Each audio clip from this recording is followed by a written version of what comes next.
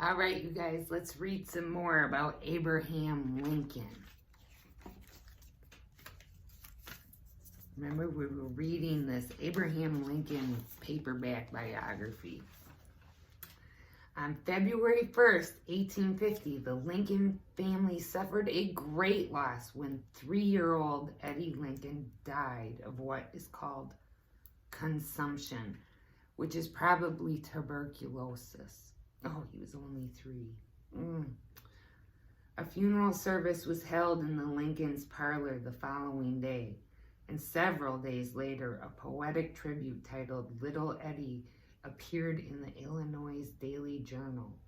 Later that month, Lincoln updated his stepbrother John Johnston about the loss. Quote, "I suppose you had not learned that we lost our little boy, and we miss him so very much," unquote.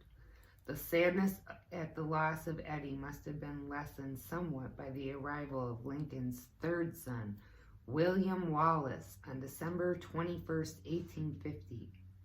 The family greeted their fourth son, Thomas, or Tad as he was called, on April 4th, 1853. The family was complete with the addition of Fido, their dog. With the end of his term in the U.S. Congress, Lincoln focused on his law practice until he learned about the passage of the Kansas-Nebraska Act of 1854. This law, championed by Illinois Senator Stephen A. Douglas, let the people of the Western Territories decide for themselves if their territory should become a free or a slave state. Lincoln saw this in the Supreme Court's Dred Scott decision, which ruled that African Americans could not be U.S. citizens. I'm sorry, that threw me. As steps towards nationalization of slavery. Lincoln was always opposed to slavery, but he also believed that slavery was protected by the U.S. Constitution. He was convinced that if slavery was contained, it would end on its own. The Kansas-Nebraska Act allowed for slavery unlimited expansion. Lincoln felt compelled to act to change that law, and in 1854, Lincoln attempted to put himself in the position where he could effect real change to the Kansas-Nebraska Act. He eyed a seat in the Illinois legislature as well as the U.S. Senate, but did not end up with either office. He then looked to 1858 and the U.S. Senate seat held by Douglas. On June 16, 1858, Lincoln kicked off his efforts against Douglas by giving his, quote, House divided speech in the Illinois State House, telling those in attendance that, a quote, "A house divided against itself cannot stand. I believe this government cannot endure permanently half slave and half free," unquote. And here he is a picture or a painting of him giving that speech. It's called The Depiction of One of Lincoln-Douglas Debates of 1858. And while you look at that, I'm going to have a sip of my coffee. Gosh, he was tall, wasn't he?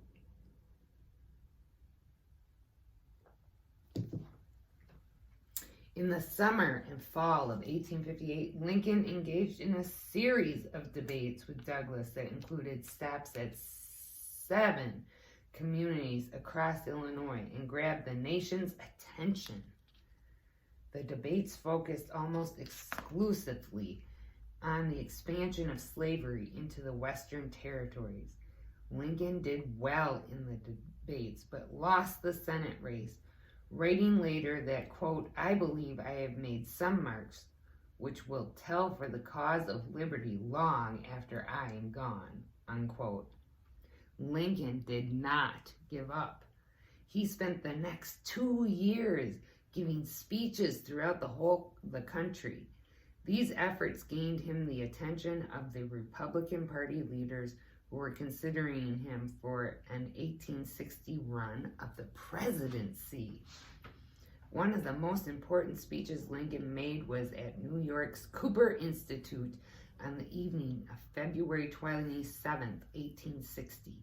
Lincoln argued that the nation's founders did not want slavery to expand in the nation.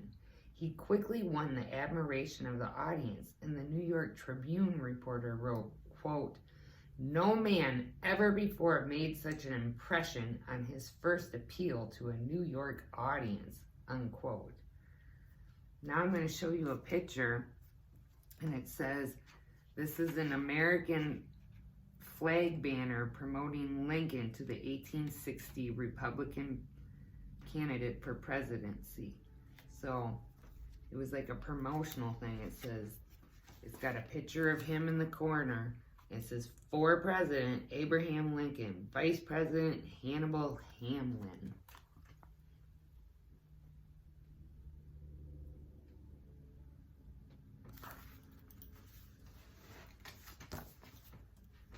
The short and simple annals of the poor.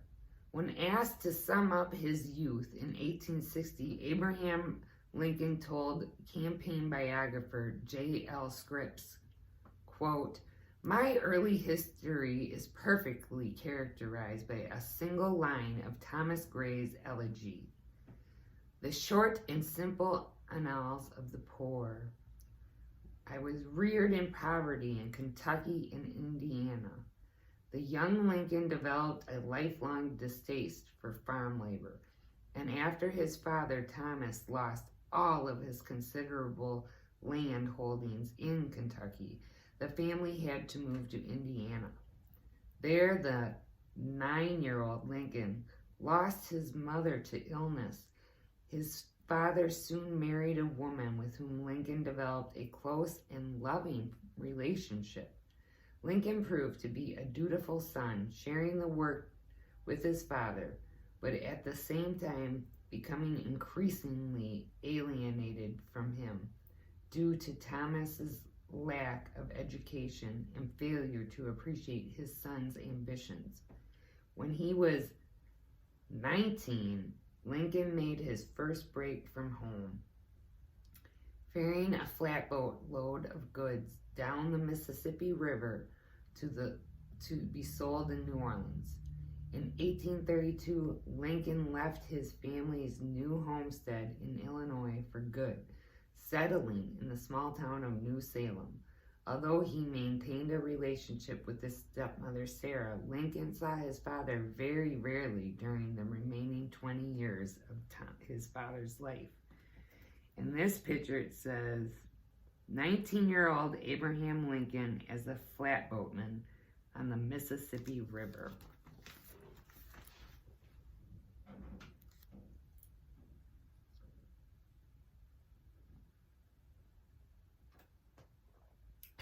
Okay. Before leaving New York, Lincoln took time to visit the notorious 5 Points area in Manhattan. 5 Points was the very center of poverty, crime, and disease, and one of the few areas where the city's immigrants, mainly Irish and German, as well as African Americans, could live. Lincoln went into the 5 Points House of Industry, a facility for children in the area, and told them about the challenges he faced as a child growing up on the frontier.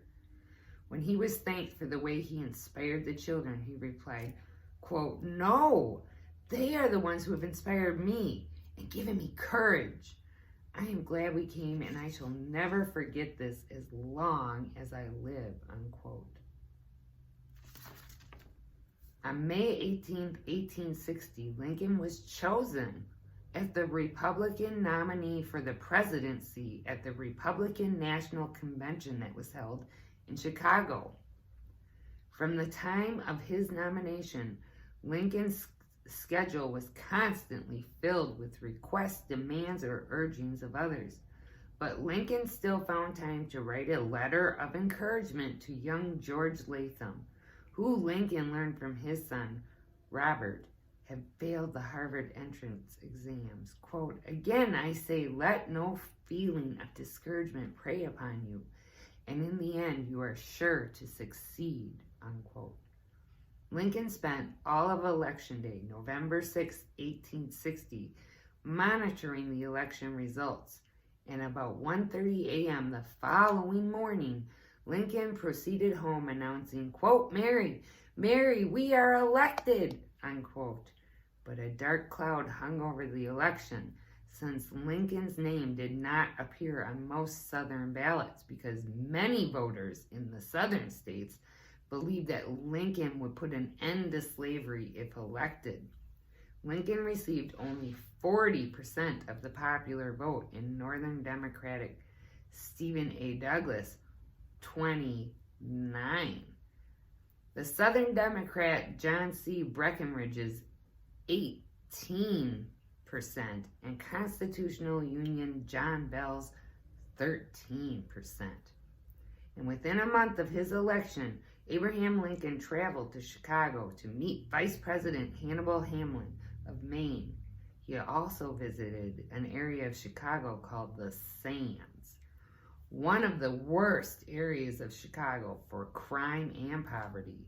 Lincoln spoke to children at a facility called Northern Market Hall Mission, telling them, with close attention to your teachers and hard work to put into practice what you learned from them, some of you may also become a president of the United States in due time, like myself. I'm going to show you the picture now. It says, Lincoln arriving for his inauguration as 16th President of the United States on March 4th, 1861. Isn't it beautiful? I really like that painting. All right. Lincoln took time at the end of January 18th, 1861, just prior to his departure for Washington, to travel to Cole County, Illinois, to see his stepmother, Sarah, and visit his father's grave. In the midst of the last-minute details for the move to Washington's White House, word reached Springfield that on February 4th, 1861, Southern states had left the nation because of Lincoln's election and had formed a Confederate state of America. So the country split, it divided. Whoa.